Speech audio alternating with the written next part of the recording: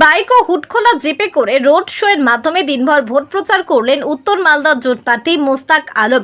বুধবার সকাল 9টা থেকে দুপুর 12টা অবধি রতুয়া, ভাদো, বাহারাল, পরানপুর এই চারটি পঞ্চায়েত এলাকায় কখনো বাইক র্যালি, কখনো হুডখোলা জিপে ভোট প্রচার করেন Mostak.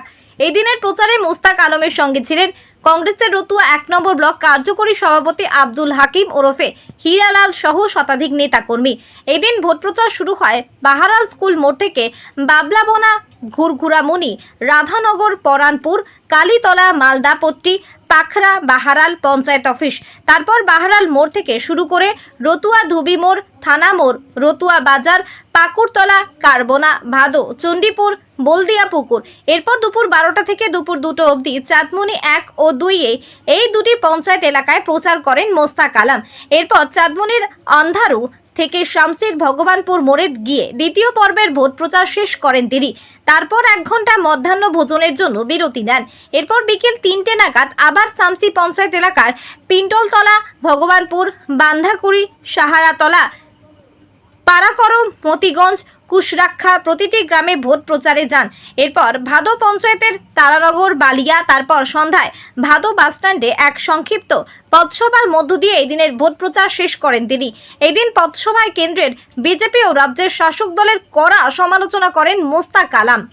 Bureau report, Hindi news. ঘোষণা করেছেন 5টা ন্যায়, তার মধ্যে আমি কন্যাশ্রী যেটা এরা আজকে বলছে লক্ষ্মী ভাণ্ডারের 500, তারপরে আর 500 দিয়ে 1000 টাকা, আর রাহুল গান্ধী প্রতি বছর 1 লক্ষ টাকা দেবেন, 8,333 টাকা বছরে বছরে। আমরা ওদেরকে আশ্বস্ত করছি রাজ্য সরকার যেটা দিয়েছে এটাও কেটে নিতে পারবে না। ওরা ভয় দেয় যে আমাদেরকে ভোট না দিলে আমরা কেটে নেব, আর বাপের দম নাই। কেটে নিলেন আমাদের রাহুল গান্ধী না অধীর রঞ্জন চৌধুরী বলেছে যে আমরা তার জিম্মা নিলাম আর কি। তো আমাদের বক্তব্যটা হচ্ছে মিথ্যা কথা। রাহুল গান্ধী এটা ঘোষণা করেছে এবং কোথাও কি দিচ্ছে এই গ্যারান্টি যে প্রকল্পটা রেডি করেছে রাহুল গান্ধী, এটা কি কোথাও দেওয়া হচ্ছে?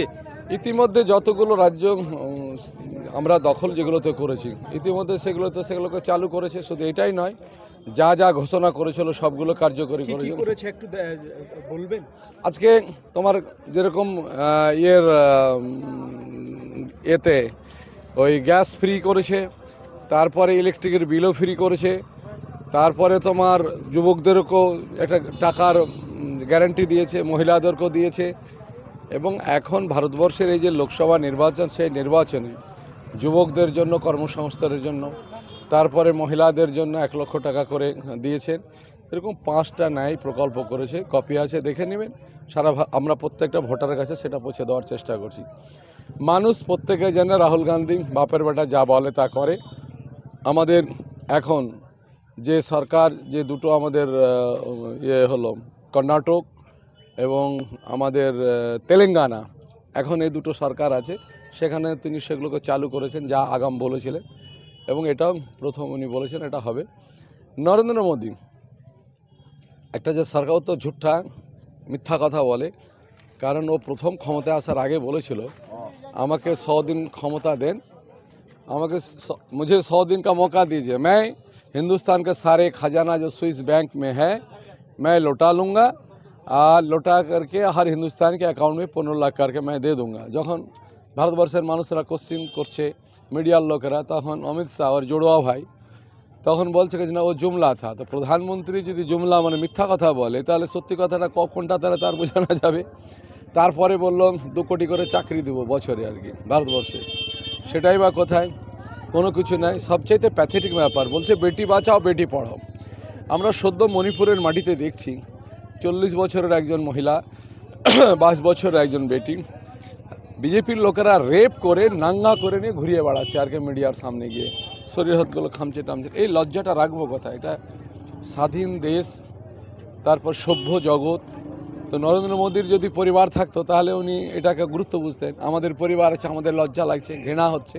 আচ্ছা, আজকের যে এরিয়া ঘুরলেন আপনারা, আপনি যে এরিয়াগুলো চুষলেন, এই এরিয়াগুলোতে কেমন সাড়া পাচ্ছেন?